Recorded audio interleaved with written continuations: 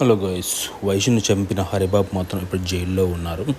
So కానీ వైష్యు యొక్క అన్నదమ్ములు ఏమంటున్నారంటే వాడికి ఉరిశిక్ష అని విధించాలి, జీవిత ఖైదు అని విధించాలి. కానీ మనకి ఇప్పుడు జైల్లో కూర్చోబెట్టి చాలా ఫుడ్ పెడుతున్నారని చెప్తున్నారు.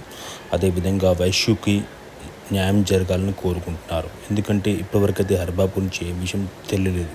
వాడు జైల్లో ఉన్న విషయం తెలిసి కానీ అతనికి ఏం చేస్తున్నాడు, మనకి ఉరిశిక్ష వేస్తారా, జీవిత ఖైదు వేస్తారా ఎవరికి తెలియదు. సో అదేవిధంగా వైష్యు వాళ్ళ అమ్మ అయితే చాలా ఏడుస్తూ ఉన్నది. సో అప్పటి చనిపోయిన నుండి తను మంచాన పట్టుకొని ఏడుస్తూ ఉన్నది. అదేవిధంగా వీళ్ళని చూడడానికి జనాలు తండోపతండాలుగా వస్తున్నారు. ట్రాన్స్జెండర్స్ కానీ, యూట్యూబర్స్ కానీ, ఇన్ఫ్లుయెన్స్ కానివ్వండి, చాలామంది చూడడానికి వస్తున్నారు. వారితో పాటు చెప్పుకుంటూ తన వైష్యు అమ్మ గురించి ఏడుస్తూ ఉంది. సో అదే విధంగా వీళ్ళు కూడా వైష్యు అమ్మకు న్యాయం చేయాలని కోరుకుంటున్నారు. వైష్యు యొక్క అన్నదమ్ములు కూడా, అన్నదమ్ములు కూడా వాళ్ళు కూడా అదే విధంగా కోరుకున్నారు.